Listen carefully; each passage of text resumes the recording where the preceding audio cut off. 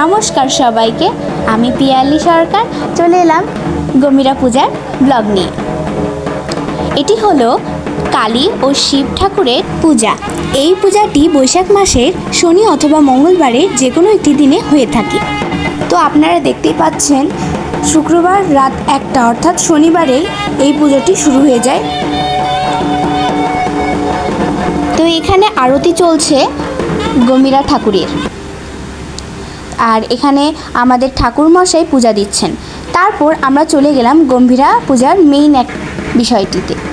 তো এখানে আমার বাপি হাঁড়িতে সানজালাইয়ের জন্য প্রস্তুতি নিচ্ছে, আগুন ধরাচ্ছে এক ধরনের ক্যাম্পফায়ারের মতো। দেখতে বিষয়টা অনেক ভালো লেগেছে আমার। যেখানে হাঁড়িটা দেখতে পাচ্ছেন। তো এবার ঢাকিরা আমাদের যে দিঘিটা আছে আগের ব্লগে যেটি দেখিয়েছিলাম সেটিতে পুজো দিতে যাচ্ছে। তারপর আমাদের সানজালাই নিয়ে প্রস্তুত আমার বাবা, তারপর এটি নিয়ে নাচ শুরু হলো। এরপর আমরা অন্য একটি পাড়ায় যাব ঘাট পূজার জন্য। তো এখানে ঘাট পূজার জন্য যারা ঘর ধরে তাদের জল নিতে পাঠানো হয়েছিল, তারা জল নিয়ে যাচ্ছে।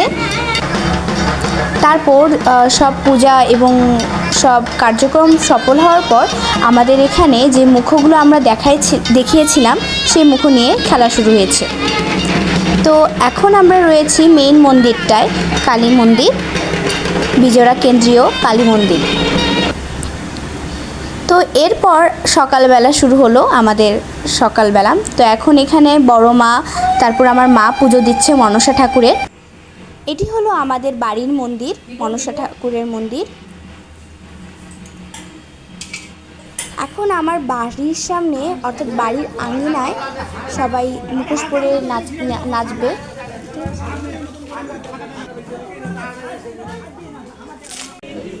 তো এখন মুখোশ পরে নিচ্ছে আমার জেঠু।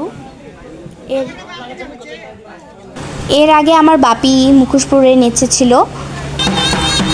তো এখন সবার বাড়ির আঙিনায় সবাই এখন গম্ভীরা ঠাকুরের মুখোশটি পরে নাচ করছে।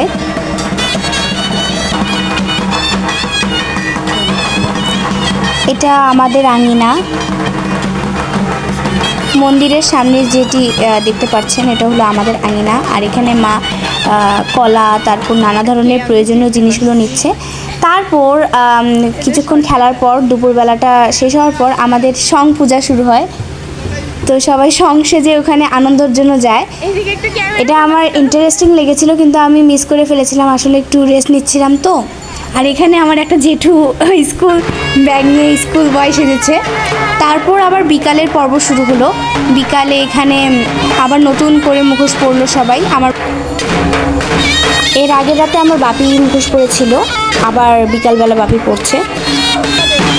তো এখানে কাকু সানজালা নিয়ে বের হয়েছেন কালী মন্দির থেকে। এখন আমার বাপি বের হবে।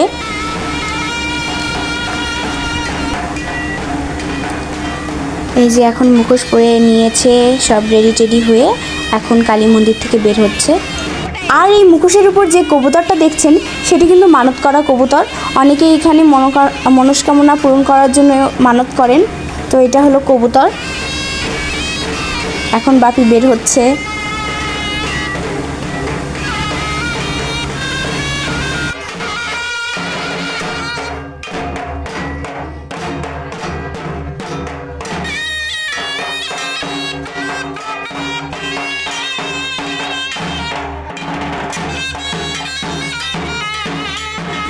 এখন একে একে যে দুইটা আরও মুখোশ রয়েছে সেটি পরে বের হচ্ছে সবাই।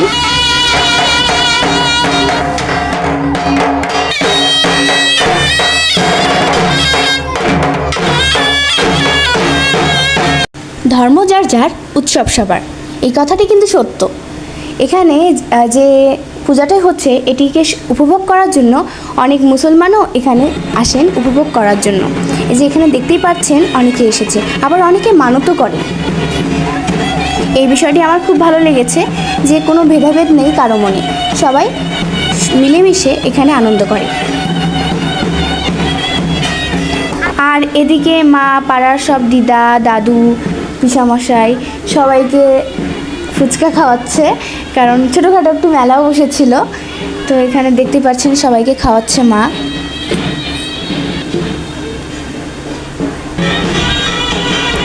তারপর আমি এখানে খেলাটা উপভোগ করছিলাম, পূজাটা অনেক ভালো লাগছিল আমার, যে সবাই কি সুন্দর নাচ করছে, আবার দেখছে সবাই। ঢাকের তালটাও খুব ভালো লেগেছে আমার। নানা ধরনের মিউজিক ভেসে উঠেছিল, ওই যে কী বলে সানাইর থেকে। আর এটি হলো আমাদের জাগ্রত কালী মা। প্রত্যেক বছর এখানে কালী পূজা হয়। মায়ের কাছে অনেকে মানত করেন, ওটা মনস্কামনা অনেকেরই পূরণ হয়। আর এইভাবেই আমাদের এই গম্ভীরা পূজা কাটলো। আশা করি সবার ভালো লাগবে। তো ব্লগটা এই পর্যন্তই। সবাই ভালো থাকবেন, সুস্থ থাকবেন এবং আমার এই মায়ের পেজটাকে ফলো দিয়ে রাখবেন। Bye bye.